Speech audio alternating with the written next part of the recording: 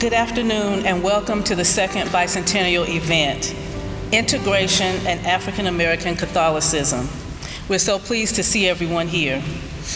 I'm Tiffany Dove, the current ministry leader of the African Ancestry Ministry Evangelization Network and host of today's event.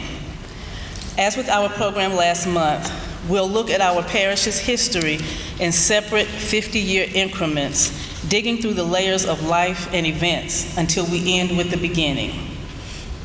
Most of our stories today will again be on video format rather than in person. In addition, this program is being taped. Our January bicentennial program is now available for viewing online. The link can be found on the parish website. Today, we plan to look at the history of our parish by covering the 50-year period from 1921 to 1971. If you look at the timeline on the back of your program, you'll see several critical events took place which impacted the parish for the better and for the worst during these 15 years. St. Joseph's School was already a reality in 1921, yet it wasn't until 1929 that St. Paul's School was finally established. St. Joseph's High School was opened in 1941. In 1943, fire destroyed both the church and school at St. Joseph. Several priests served at both parishes during this period, and we'll highlight not only Monsignor Thomas Hadden, but also Father Michael Irwin and Father Julian Endler, who enriched the spiritual lives of everyone at St. Joseph Church and School, whether they were Catholic or not. We begin our program with evening prayer of the day, led by Deacon Rick Fisher, who will be joined by the St. Paul Gospel Choir. The prayer is on various screens for you to follow along. After evening prayer, we'll present our program, Integration and the African American Catholic Experience. At the end, we'll wrap up the program to you for any comments about tonight's events and any questions you may have.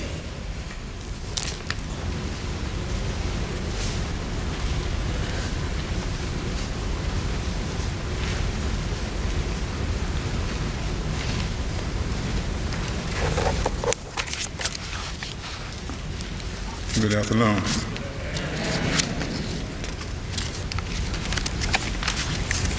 Does everyone have a copy of the paperwork on your seats? Does anyone need a copy?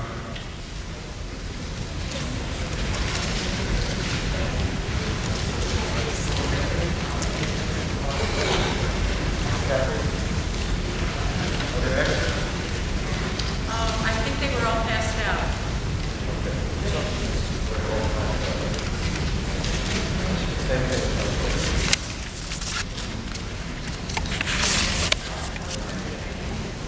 As you may see, evening prayer begins with making the sign of the cross while saying that first statement. So please join with me where it says, all.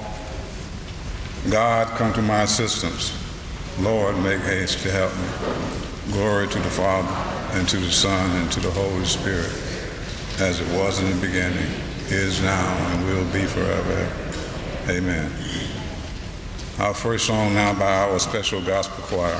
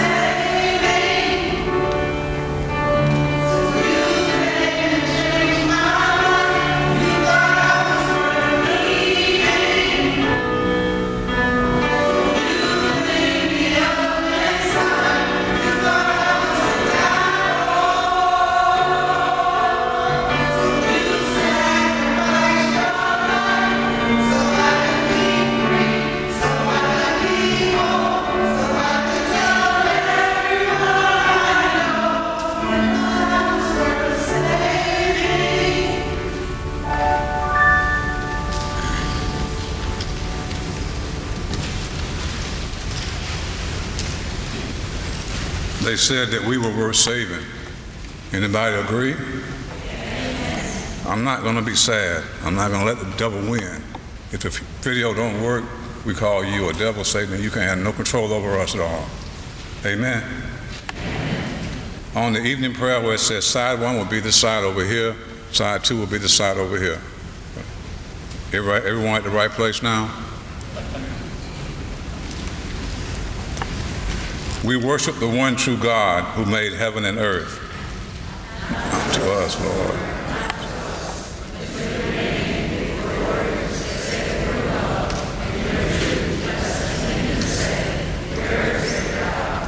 But our God is in the heavens. He does whatever he wills.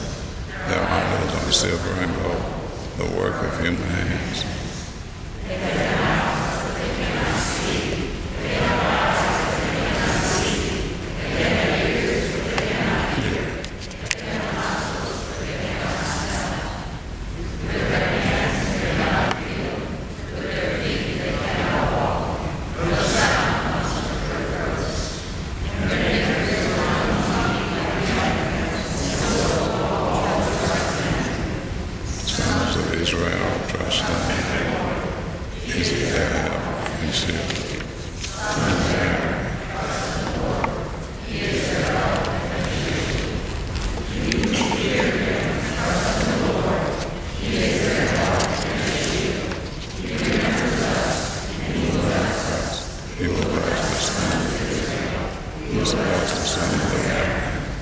The Lord will bless those who fear him, the little no less than the great. To you may the Lord grant increase, to you and all to your children.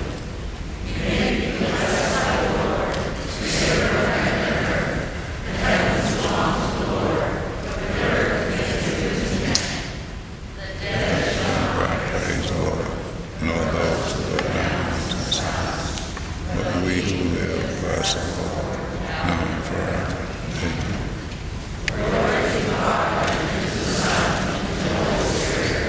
As it was in the beginning, is now, and forever. Amen. Father, creator and ruler of heaven and earth, you made man in your likeness to subdue the earth and master it, and to recognize the work of your hands in created beauty. Grant that your children, thus surrounded on all sides by signs of your presence, may live continually in Christ, praising you through him and with him. We worship the one true God who made heaven and earth. Now my favorite song that they ever sing.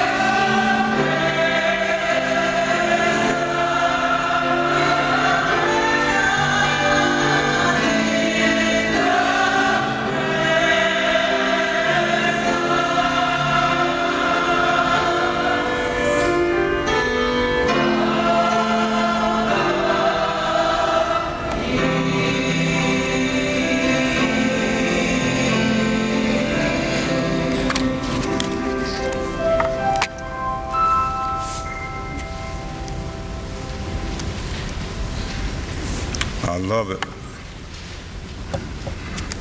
Okay, back to the liturgy of the words. We're at the first reading, the only reading, from 1 Corinthians chapter 9, verses 24 through 25. While all the runners in the stadium take part in the race, the award goes to one man. In that case, run so as to win. Athletes deny themselves all sorts of things.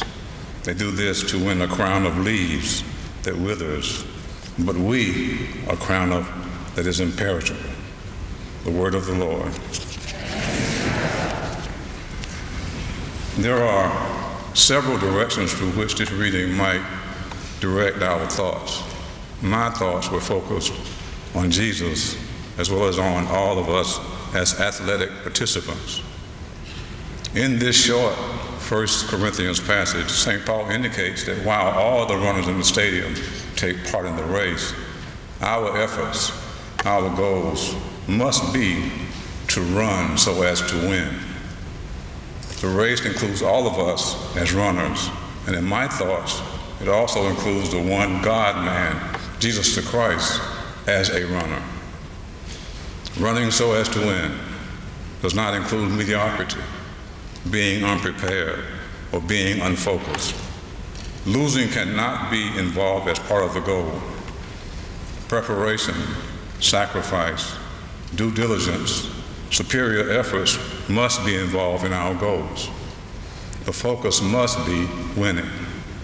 Salvation is not achieved or awarded through inferior efforts. St. Paul reminds us that the award goes to one man. That could be each one of us in our own individual races, or the one Jesus Christ. He also tells us that athletes deny themselves all sorts of things. Surely, Jesus overwhelmingly did that for us. Our reading also says they do this to win a crown of leaves that wither, but we a crown that is imperishable. The crown that withers, the crown of leaves that withers is to not follow the Christ and to end up in another world, in hell. The imperishable crown that Jesus has for us is eternal salvation in the kingdom of God. We must do our part to participate in his win. Being mindful that the forewriters of our Gospels did so through inspiration from the Lord, and effectively, they sort of sang from the same sheet of music in each of the Gospels.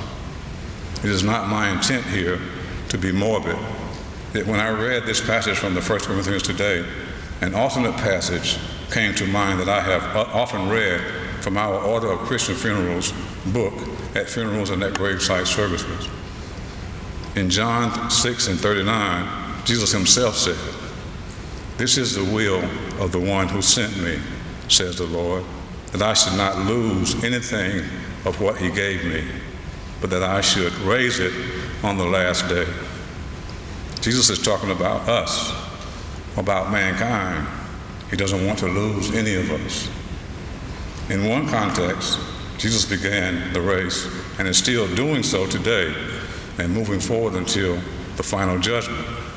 He is running so as to win and not lose what his Father gave him. Again, that is you and I and all of mankind. In emulation or imitation of the Christ, we must run so as to win a crown, an unimaginable existence in our promised mansions with assigned and permanent seats around the throne for eternity in heaven. I'll read that again. In emulation of the Christ, we must run so as to win a crown, an unimaginable existence in our promised mansions with assigned and permanent seats around the throne of God for eternity in heaven. Let's all agree to look for each other in that area surrounding the throne. Let's call it the sacred space. Let us embrace each other with gratitude and the kind of peace that we cannot yet imagine.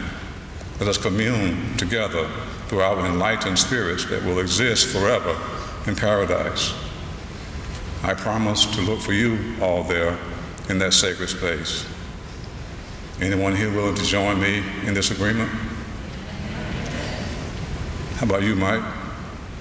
Amen. That's my brother. In the name of the Father, and of the Son, and of the Holy Spirit. Amen. Continuing with the liturgy of the hours.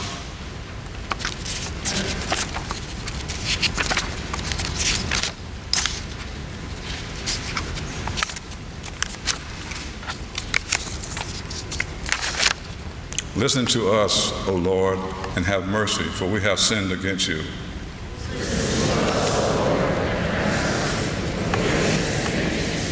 Christ Jesus, hear our humble petitions, for we have sinned against you. Glory to the Father, and to the Son, and to the Holy Spirit.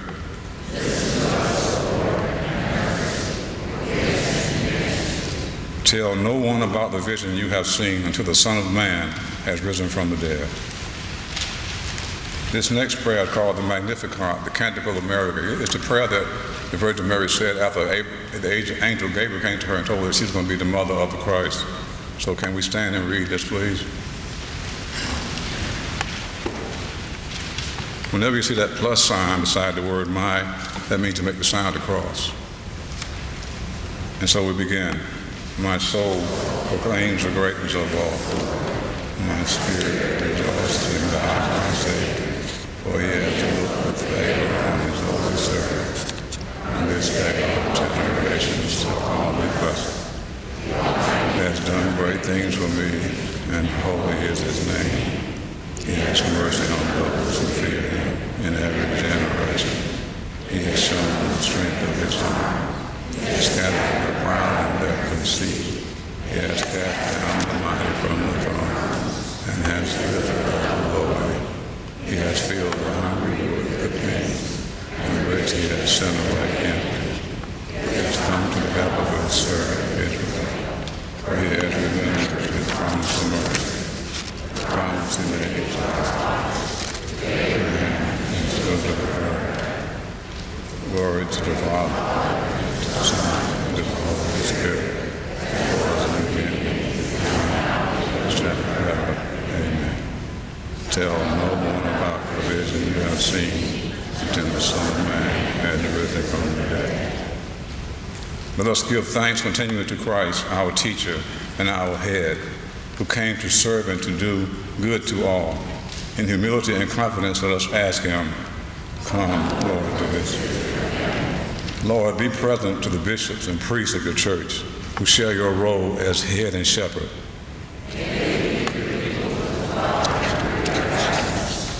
May your angel be with all who travel.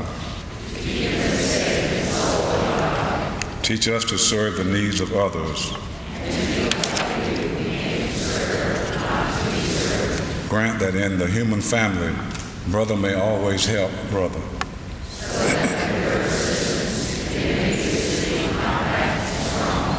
Have mercy on us all, on all the dead. Gathering our prayer and praises into one, let us offer one prayer that Christ himself taught us. Our Father, hallowed be thy name. Thy kingdom come, thy will be done, on earth as it is in heaven. Give us this day our daily bread, and forgive us our trespasses, as we forgive those who trespass against us. And lead us not into temptation, but deliver us from evil. Amen. Please be seated. The third song from the Gospel Choir.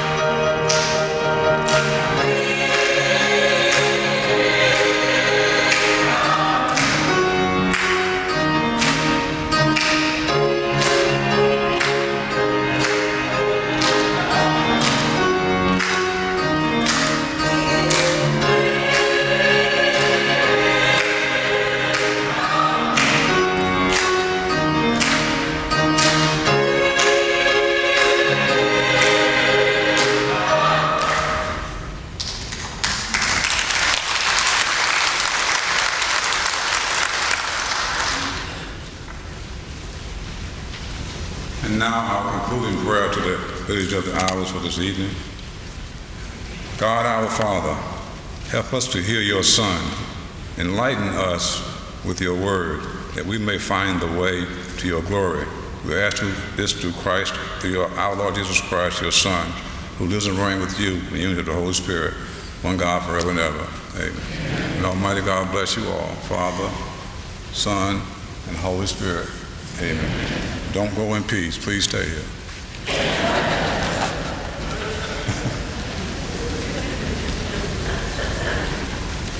In this period, 1921 to 1971, it would be very important, in addition to the influence of Father Endler, who was a white priest ministering to a black community. I think it's really important to bring up a black priest ministering to a white community, and that is Father Thomas Paul Hadden. Father Hadden is really one of the great influences of the life of St. Paul. And it really is the way of us understanding the gifts that came by that kind of presence and leadership, good humor, as well as strong character. I remember Father Hadden at a diocesan meeting pounding his fist on the desk and saying, "This is what it ought to be. Justice ought to matter in the church." The years of the St. Joseph community in 1921 to 1971 really is the window to see the outreach, education, social development that really was an important part of the Black Catholic experience in New Bern, and to see the ways in which we were able to really be a Catholic church, especially in 1962, when the pastor of St. Paul Church was also the pastor of St. Joseph Church. And that became the formal way in which those churches started to live together more closely and to find ways in which, under a common pastor, there would be a common life. And it was, by God's grace, a great blessing for New Bern and for the community itself. We also discovered that the lack of emphasis in the St. Paul community for the identity of the St. Joseph community issued a kind of distance, a separation of the Catholic experience from the African American community that existed. And so as children grew up and as the city itself became more diverse, there was less definition to the integrated St. Joseph community. It was an unintended consequence that is painful in our memory. Another important part of the period that we're looking at in 1921 to 1971 was the arrival and the influence in the Catholic community of the Lebanese migrants and refugees who came to New Bern, and especially the one, again, one of the priests important to this development, Father Elias Zaytoun.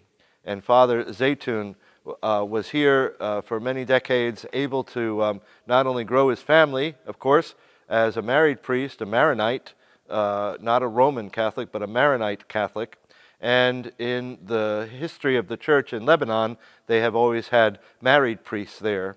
And so the Maronite contribution was not only, of course, to the prayer of the church, but also to the growth and development of those who went to St. Paul Church and their life together with the St. Joseph community. And so the Lebanese arrival and participation in both the St. Joseph community as well as the St. Paul community was a very important element in the experience of Catholicism in New Bern during that time. We begin with the story of how the Lebanese immigrants came to St. Paul's. The Lebanese, with the families that came, I believe there was something in the neighborhood of 20 to 23 families that came originally, and so they, with their children, of course, had a big impact on the Catholic school and the Catholic Church, because it was a missionary church at the time. Back in the early 1900s, a wave of Lebanese were looking to go somewhere because of civil unrest and economic conditions in Lebanon. There were some forerunners. I think it was a Maronite priest, Elias, I believe his name was, Zaytun, who came over. They essentially recruited a lot of the Lebanese families that did come at that time. One of them being my grandfather. I think it was in the 1920s. Yeah. And he brought two of his sons with him, Uncle Kelly and Uncle Fred. I think they were over here a couple of years before he sent for Zippy Wadney and my father and Uncle Lewis and Aunt Marie. My grandparents on my mother's side came over as a wedding gift, and they went through Ellis Island. They settled in Massachusetts. Massachusetts, that was sort of the staging area for a lot of the Lebanese families. And so they would simply come in through Ellis Island, New York, and go up into the Massachusetts area, and then from there they would ultimately end up to whatever community they were going to. But a good pocket of families came to New Bern. The only logical answer that I've come up with, and it seems to fit, is that Hamana was, if you look at latitude on the globe, we're same latitude and we're on the coast, much like Lebanon. So it gave the appearance and the climate that probably they were used to.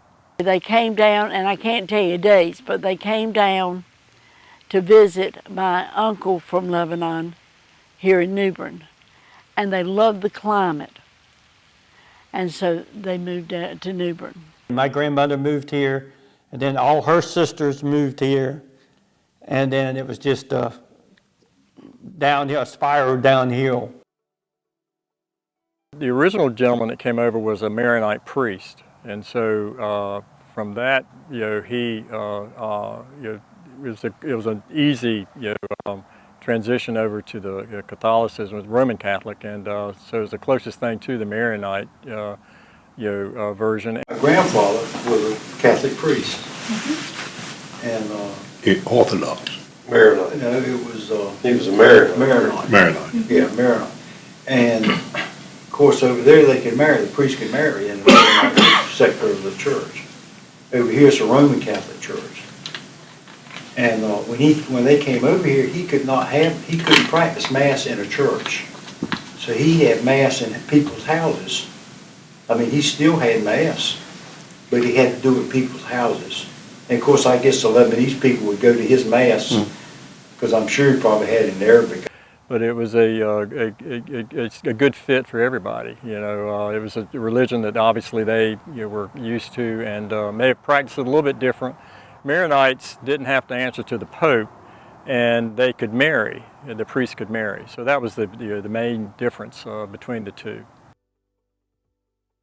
And it might have been also, could explain too, the socializing, not only in the community but with the church and everything else, where they're just basically being around people where they're accepted. One of the things that a lot of the older generation had indicated to me was that we were not accepted as a race in the beginning, because we were non-white and we didn't speak English. And so as a result of that, there was a lot of discrimination in the early periods. We were minorities. Yes. They said we were just a step up from the blacks. So we were. Nobody even really spoke to us when we were small. We had a great childhood. I guess we had a lot of stuff going on in our lives when we were young, that's for sure. But we seemed to make it. We made it through it, didn't we? I tell people all the time that, everything about me is Catholic, and it's just who I am. We grew up, we went to St. Paul's Catholic Church and the school, and we were all baptized in the church and at St. Paul's, and went First Communion and Confirmation and all that stuff, right down to the old church. My favorite memories, though, are my granddaddy sitting at the dining room table when you come in the front door, the foyer, and he's sitting at the table reading the Bible. Really? It was in Arabic. When we grew up, every Friday night, we'd say the rosary around the bed. Kneeling down, say the rosary, me and your mama and George. And you couldn't go out, you couldn't leave the house if you didn't do the rosary before we left. Their involvement with the church was, they were just like, they were parishioners, and then, some of them joined the parish council, which gave ideas of, their ideas and mixing with other ideas, trying to better the church and to make it kind of united and strong. My dad was real big in the Knights of Columbus. In fact, anybody that asked him, he brought a lot of the men Into the night. Right. He was also Grand Knight, and he was also state secretary for 2 years and state treasurer for 2 years. I wish we had spoken to some of the older generation in more detail and gotten more information from them, but and I'm sure they had a lot more stories than we did.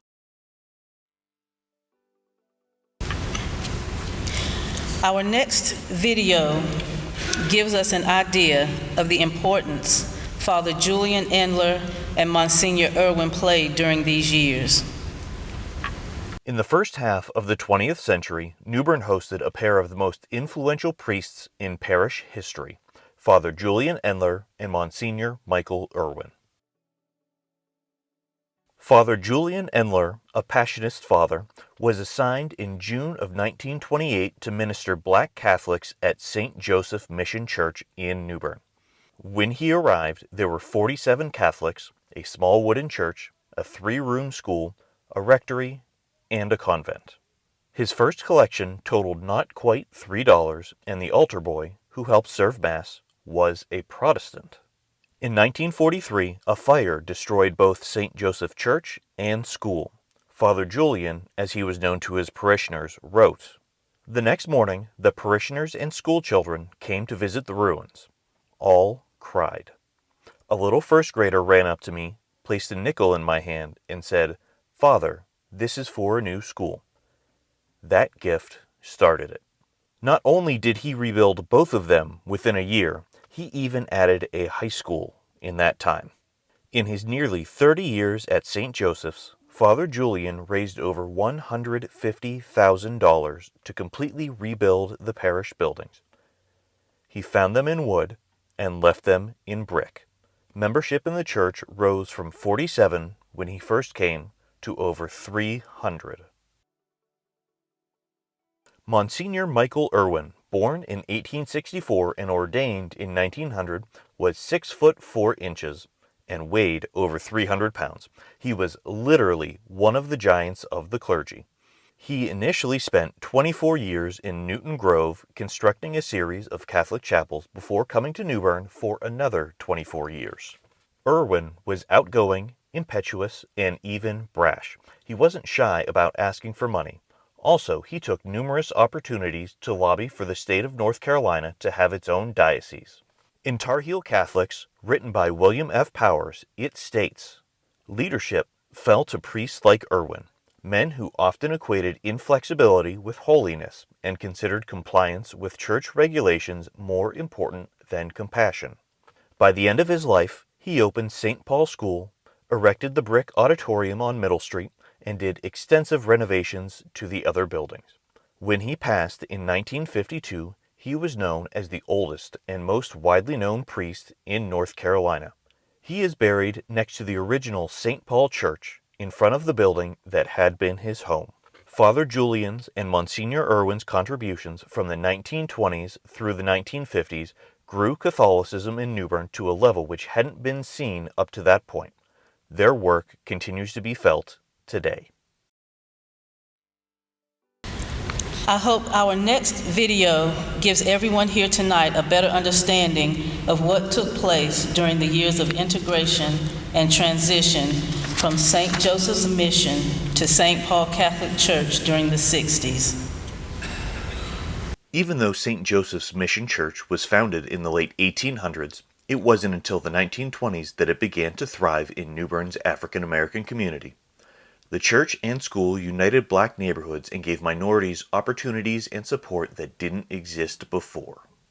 There was a pride that we had that I received from my parents that made me feel like that this is what you're going to do, boy, and go there and learn what you want to learn, and learn what you can learn and be better in life. And I guess I don't know, there was a cohesion between everybody that went to that church, that we were united as a group, separate sometimes from the rest of the world, but we were united.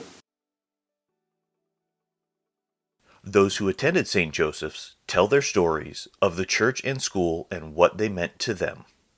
My mother went to St. Joseph's School, and she graduated in 1945, I believe it was, and she was in the first graduating class from St. Joseph, and I was in the last graduating class from William Gaston. I didn't attend the school, but I went to the church, of course.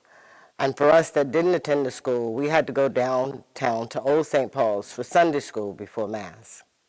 So we got, studies, Sunday morning studies, and then we came to church for Mass. My grandparents became Catholics, and therefore my father became a Catholic, and we became Catholics, and that's how we started. We became Catholics because my grandmother moved from Havelock, Harlow, and when they came up here, the priest was helping folks who didn't have anything. My mother always called us loaves and fish Catholics. That's what she called us, because we were getting something, the loaves of bread and the fish. I wasn't aware that there was something wrong with what we were getting. In other words, when you live in a black neighborhood, you go to a black church, you're not aware of the outside white world. That's all I can say that. Father Julian Endler became pastor at St. Joseph's in 1928, taking a small church and growing it into a large presence. He created a protective environment for children and adults to thrive. Father Julian was the one who started things after in the 20s and so around that time when my mother was coming around. And he was viewed throughout the city and the state and the world and the country as the second coming almost. I mean, he actually changed New Bern. He made sure that he found a way to take care of these black poor people and bring them into the real world and see how you can actually advance from having a slave mentality to becoming someone who is stand up for yourself and can speak well and do what you want to do in life and make your children and next children and the next children be better than what you were. I think my best memory as a child was Father Julian, because we had so much fun. He just gave people so much love. He was a great man of getting money from the Northerners. He got some money, a convent, a school, a church, a industrial arts building, home economics building for the girls, and 2 auditoriums, and a rectory. So he was a beggar. He was God-given man who knew how to get money from the Northerners. And that's how all that property got there. My experience really with St. Joseph's was a haven once I got there. I enjoyed every aspect. School from grades 1 through 8 was just all blacks. It was just like you're in school with your, like a family. Our nuns were nice nuns. Our priests were passionate priests. They were good too. We enjoyed the fact that we didn't go to school. We had to go Sunday for Sundays. So going down New Street on Sunday mornings was a great thing. We knew we had a purpose and we had to go do it. It was like a big family, church school. While St. Joseph's itself was a safe haven, that wasn't always the case with the city that surrounded it. Deacon Rick Fisher talks about some of the disadvantages that came with having access to such a privilege.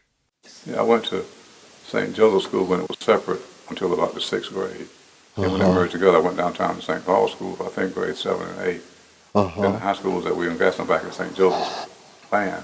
So I went to William Gassner at the high school and graduated in '69. That was the last year they had a class.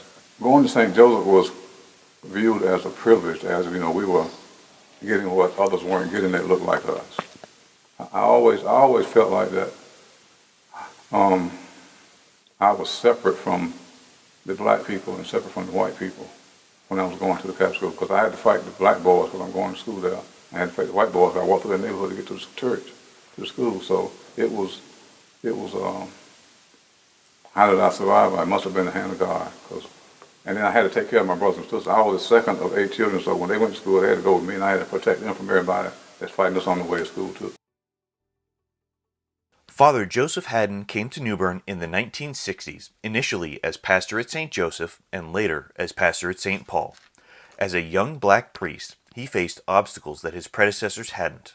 He was able to overcome them with courage and determination to leave an indelible mark on the parishioners that he watched over.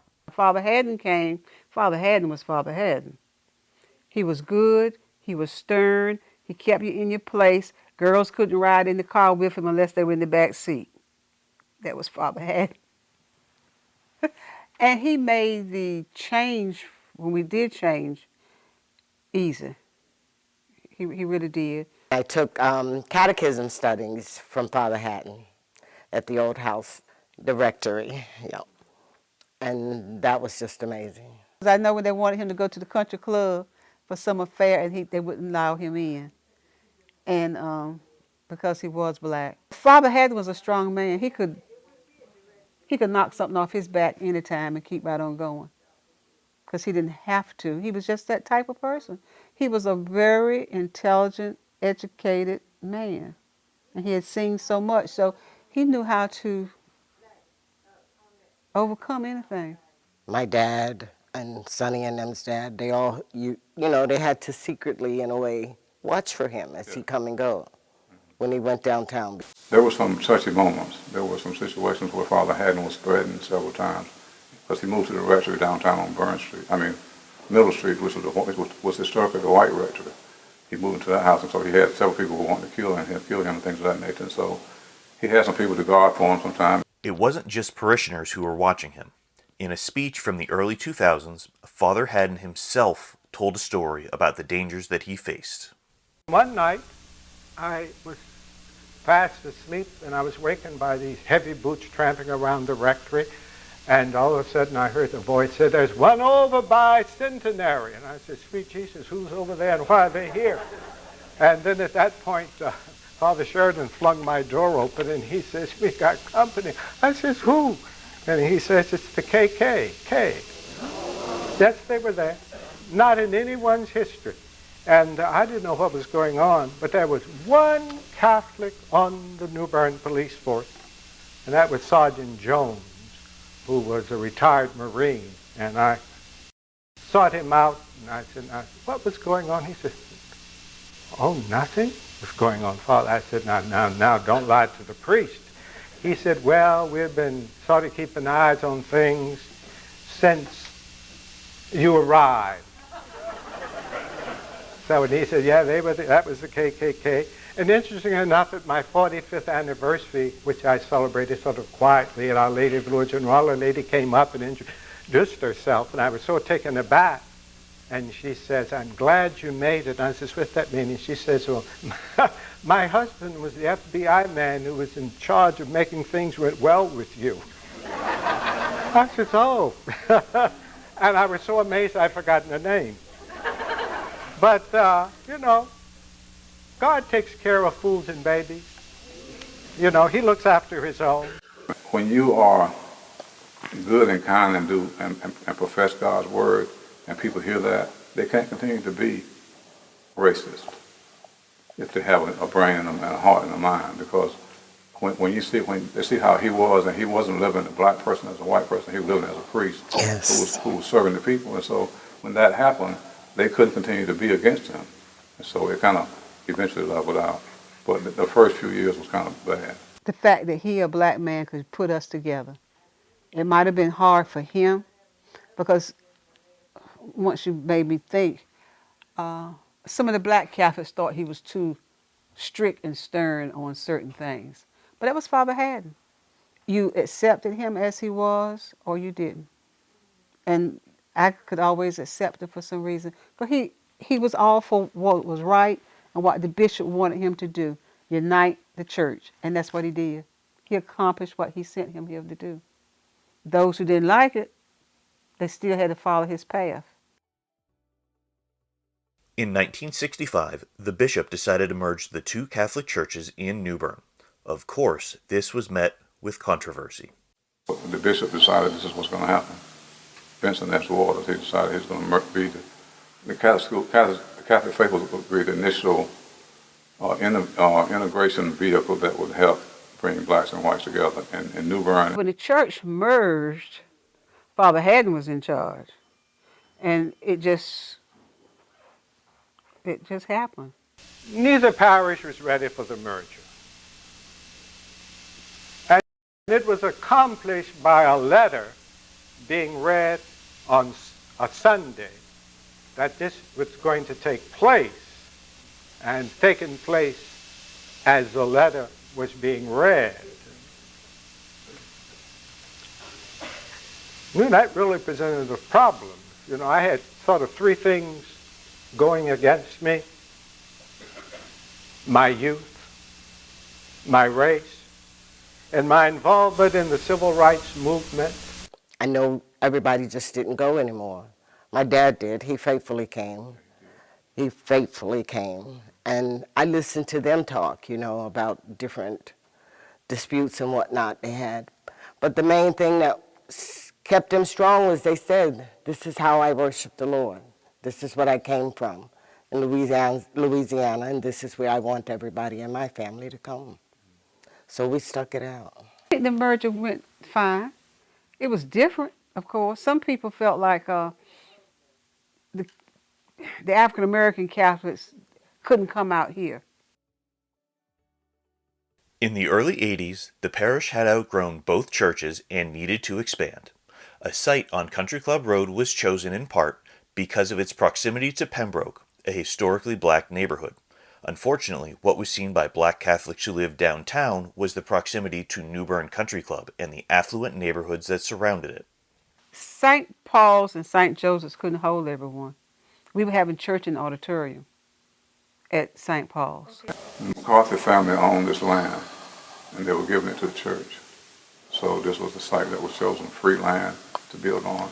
But also, too, when the churches merged together after several years, it was decided to build a new church over in this area. But see, black people in the New Bern proper area were not going to come to Country Club Road where the country club is, and we couldn't even go into the country club and eat or do it. We were going there and clean the place up. That's all we could do at the country club. So black people going to leave the housing project to come to Country Club Road. That ain't going to happen. When we moved out here, to me, it wasn't a problem because, I was driving. I lived out here.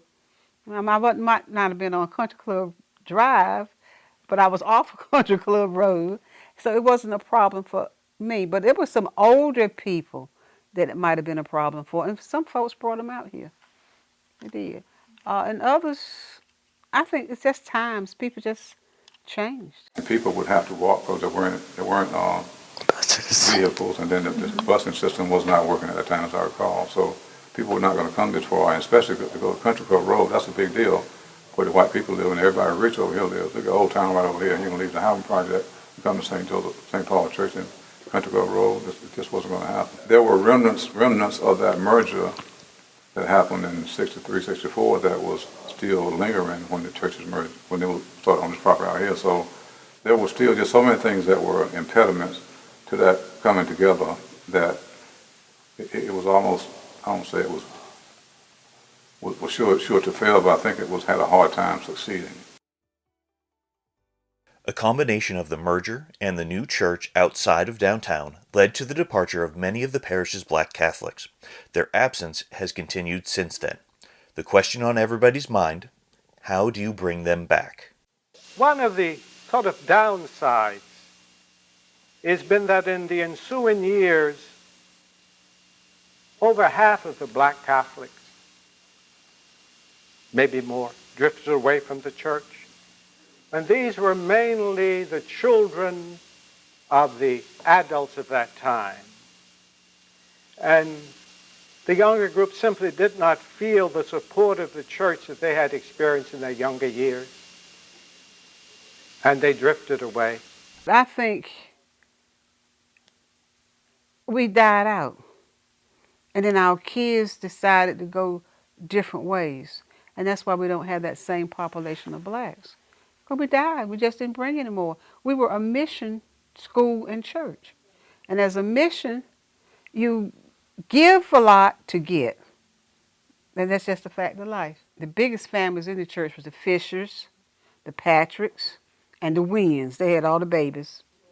And they're still within the church now, but their numbers have dwindled as Catholics. I have some that's in my family that's not where they should be. These people who left didn't just become non-church people. They joined other Christian churches, you know. And so I do mourn that they did that, but, you know, that's in the Lord's hands. My personal opinion is that a lot of it is in the way the service is conducted, more so than the actual words. I think if they heard a priest or a deacon's, sermon given in the style that their minister gives it, they would get fed from that too. That's just my personal belief. Once people leave, they have to have a mighty strong hit from God to let them know that this is where you should be. And most of them don't see it. They want whatever it is they're getting from these other churches. I don't know if it's hooping and hollering preaching or more shouting and jumping, singing. And it's not just the black Catholics. It's some of the white ones that have left as well. I wish people to also realize, too, that we have a beautiful situation here at St. Paul Church.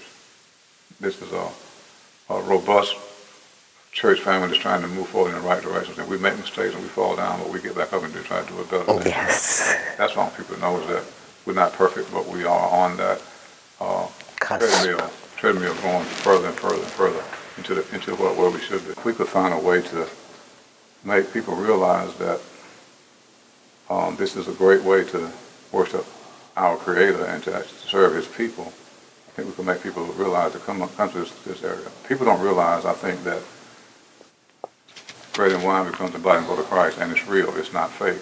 It's not symbolic. Jesus said, do this in remembrance of me, not do this symbolically in remembrance of me.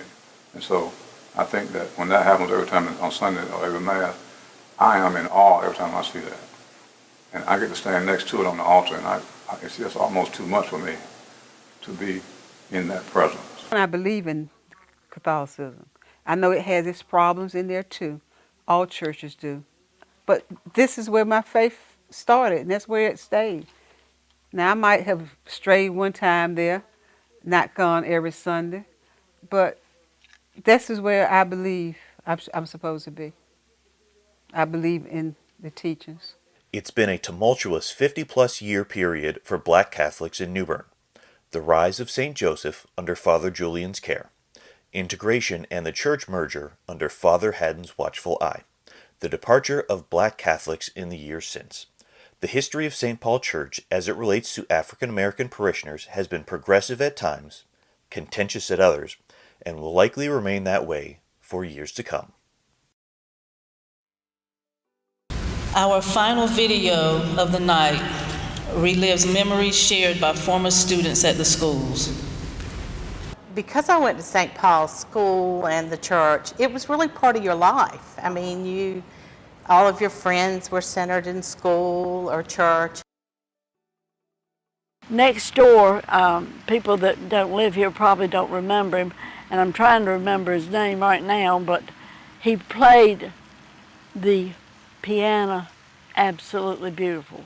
A lot of times when the windows were opened, which was a lot of times because we didn't have air conditioning then, the nuns would tell us we could hear him playing, and they'd say, put your books down, put your head on your desk, and just listen. It was so nice because the classes were smaller. Everybody bonded with each other, and the friendships still go on these days. We did so much at school and the church. I took piano lessons, and I took it over in the convent. And back then, the nuns wore their habit, and you couldn't see any hair. And so everybody was convinced that there was no hair on these women. And so I was doing my piano lesson one day, and Sister St. James Ann came through the music room, and she didn't have her habit on. I thought I was going to pass out. I couldn't hardly wait to get out of there to tell everybody they had hair. The boys, they was a basketball team, you know, from the kids. And then they decided the dads were going to play basketball. So they got out there, and then the women, the wives, said, well, we'll be the cheerleaders. So we had, you know, an outfit and pom-poms, and we got out there, and it was just a fun time. And everybody rooted for everybody else. One Sunday, President Truman was coming to New Bern at the Baptist church. He was going to come in. So where was everybody but me at the Baptist church waiting to see President Truman, and I was up in the choir loft. Because if I missed singing, I would get a 0 in music. So I was scared to death to not go. We actually put a library in there. We didn't have a library when we came, so I went to downtown New Bern. At that time, we didn't have a mall, or it hadn't grown like it is now, and we got carpet samples and glued them to the floor, and that was the carpet.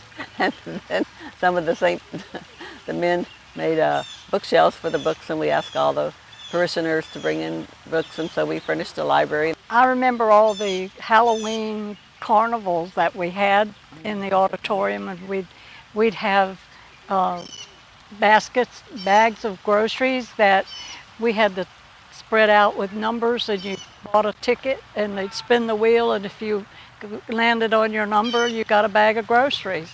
My brother and I were in the same grade, or same room, and he had some issues that we didn't know about at the time, and the nun would go and grab the top of his hair and pull it, and I'd be on the other side of the room crying because she had. So my mother said, I'll fix her. She went and got a buzz cut. So when the nun went to grab his hair, she couldn't get it. Instead, she grabbed his ear, and I came home, I said, Mom, don't cut his ears off. Sister Morris, if she caught you chewing gum, you walked the whole day with the gum on your nose. I remember that. These uniforms that they wear. Oh yeah, tell us a little bit about the uniforms. My daughter was small enough that she wore the same size almost all the way through the 8th grade. and then they passed on to my youngest daughter, but they were like iron. They just never wore out. I don't remember, and I was trying to think of this priest that I remember. I can see him just as good, but in school, in St. Paul's school, the girls and the younger kids, we'd make a big circle, and he would put boxing gloves on the boys, and they would box.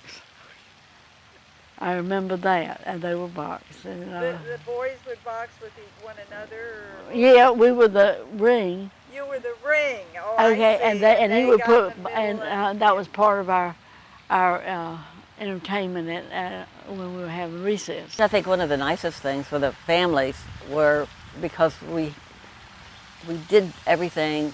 You didn't go and ask for anything. If something was needed, we all got together and just figured out how do we make it happen. Sister Frances Xavier was the one in high school. She was a saint. When I was rebelling at that point when I was in the 10th, 11th, and 12th grade, and I was going to school, and they had pictures of me in the yearbook sleeping in trigonometry class because I didn't want to be bothered with it. And then, but she found a way to make me become motivated, and she never would give up on me. It was a wonderful school. It was. I think, Those were good years. Those were very good It was. Now I'd like to turn this program over to you, the audience. Is there anyone who'd like to share a story or short comment We have microphones in the audience, and we welcome you to come forward with any comments or questions.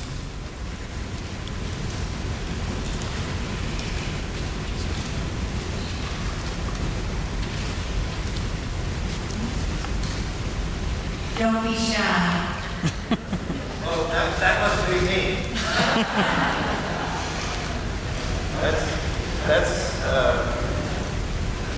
That must be me, shy. So I have a question and several answers to the question.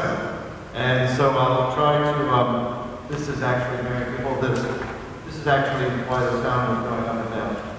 Okay, so why is Monsignor Irwin buried out in front of the original rectory, the rectory at Old St. Paul on Middle Street?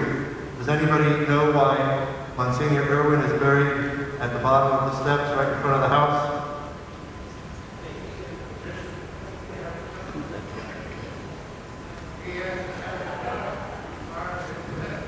He had to have what?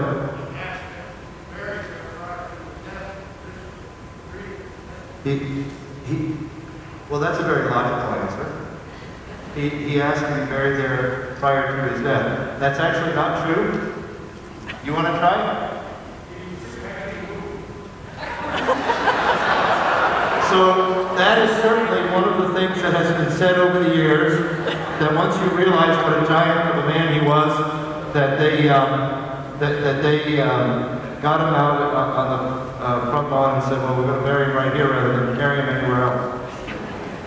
But also, there's another story too, that he fought the bishop so often to stay longer that when he died, the bishop said, yeah, I just buried him there. The other possibility is, of course, that he's a priest. There's no Catholic cemetery yet.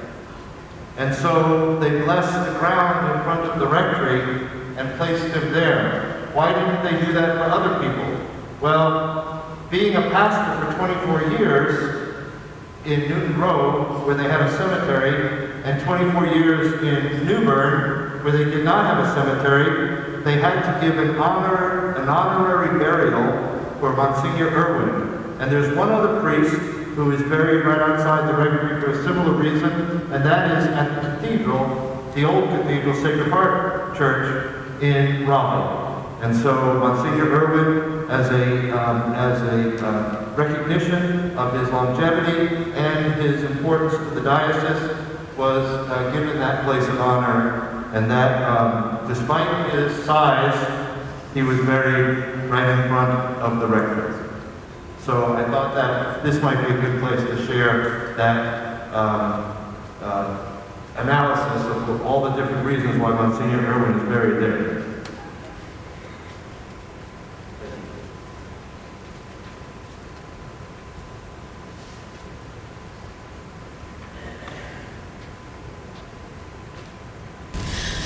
Okay. If there are no other questions or comments, we'll continue. As you can see, a great many parishioners gave their time to share their memories and experiences. Thank you so much. And we'd like to give them a hand.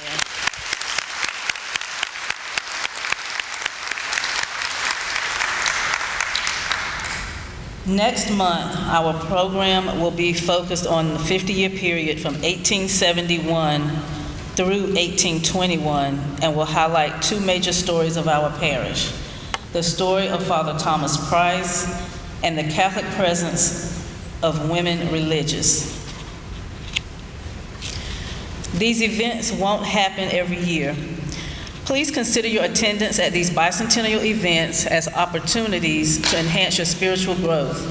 To quote Father Tully, "There's little reason to celebrate 200 years of the life of our parish if we don't end up a stronger, connected, and more motivated and more spiritually ready parish." Great things have happened in New Bern because of our Catholic history. Let's continue to carry on that tradition. We owe special thanks to Bob Makowski of Open Aperture Photography, who has spent several hours interviewing, recording, and editing the program you're seeing today. Thanks also goes to LCA Advertising and Productions. Their recording of these events will enable people who couldn't be with us today to enjoy the program by going to our parish website. As a memento of all of our activities this year, the parish has bicentennial sun catchers or ornaments for sale out in the atrium. The proceeds of these sales will go to support costs related to these events. Lastly, I'd like to thank the Bicentennial Committee, which is made up of numerous parishioners. Thank you. And in closing, I'd like to ask Deacon Rick Fisher to lead us in saying our Bicentennial Prayer, which can be found in your program.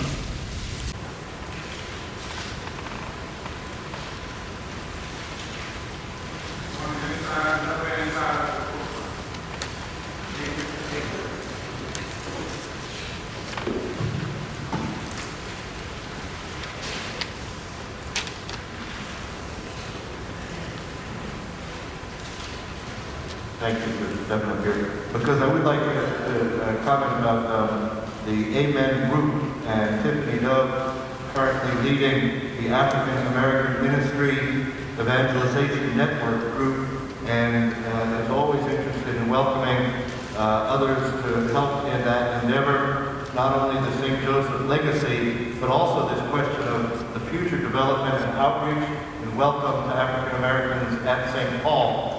In particular, one idea that we do have on the table, and there are many others, but I don't want the silence to be misinterpreted. We have a proposal that we're looking at in terms of adopt a neighborhood to make an outreach effort right here with our neighbors in the Pembroke community, a historically black community. We also have several ideas that we've discussed about creating a community college and making some Catholic presence there so that we would be recognized as a part of the young, especially the young adult African American welcome, and also to find the historical representation that we'd be able to do in New Bern itself, to be able to claim that African American heritage, which is an important part of our history as we've shown today. Is there anything that you want to add to that? It truly perplexes me that we can't figure out why people that look like me won't stay in the Catholic Church and decide. I don't understand that. I've prayed about it. I've asked people about it. I've tried to figure out what it is.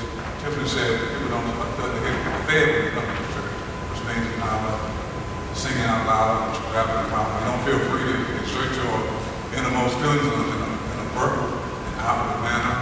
I don't know whether that means anything or not, but I just do know that I ain't going nowhere.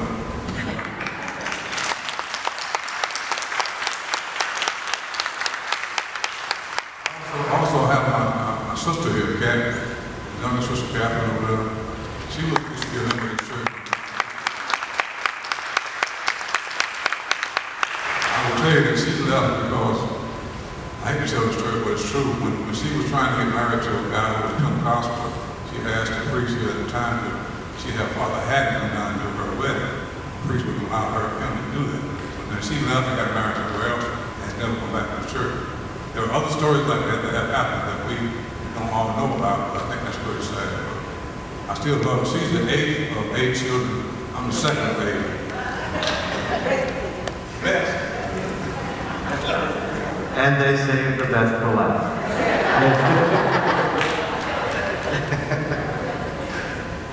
But this is certainly something that we want to pray about. I invite you to participate in that prayer. If you would like to know more about it, to volunteer, to check with Tiffany about the Amen group. And all across the diocese, some of these challenges continue in many different places. There is a authentically, historically black Catholic church in Durham, Holy Cross, and there are many other communities throughout both the Charlotte diocese as well as the Raleigh diocese to be able to try to address some of this welcome that we want to issue to the community, the black Catholic community, and to those who might be interested in the truth of the church. One thing that Deacon said one time is sociology, he didn't say it quite this way, but this is how sociology is not going to help us. What's going to help us is teaching the truth of the faith. And teaching the truth of the faith is going to be convincing, because the truth of the faith is, in fact, our greatest treasure.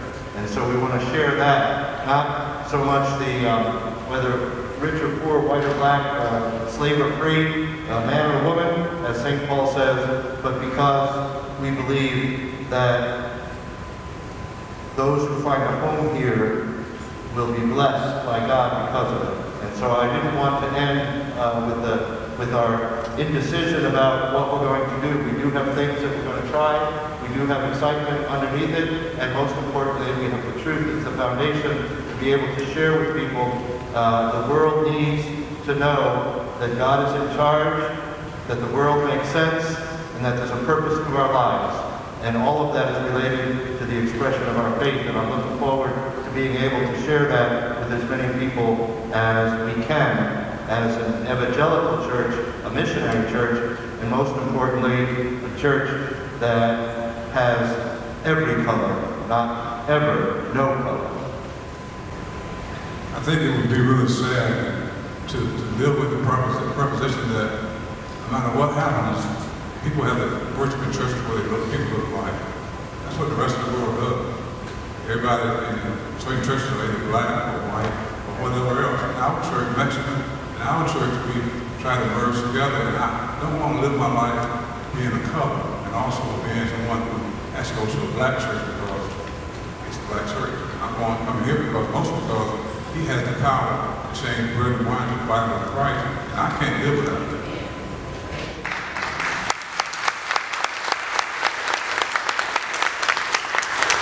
Enough talk now. Y'all ready for the Bicentennial Prayer? Heavenly Father, we ask your blessing upon us as we prepare for the sacrifice. For those who came before us, beginning with the ministry of Bishop John in 1821, and continuing with the prayer led by Father Thomas Christ, we have tried to do the gospel message in service to one another. So with those who are celebrating now this momentous event, may they continue your gospel work, reaching out to all in our community. Send us the Holy Spirit to enlighten our minds and our hearts as we move into the next century serving you, Father. We are confident that with your infinite power and Father of love, you will be with us as we attempt to bring all those who see you and our Catholic faith ever closer to you as members of your body, the Church. Should it be your holy will, we ask that you shelter the sanctity of the servant of God, Father Thomas Christ, the missionary St. Joseph, St. Paul, St. Joseph, pray with us. we have refreshments in that native area. People will be out there to serve those of you in just 2 minutes. Please hang around for a while. Maybe going to look at the displays out front of the booth and ask questions to those of us who have some of the answers later. Go in the peace of God. Thank you.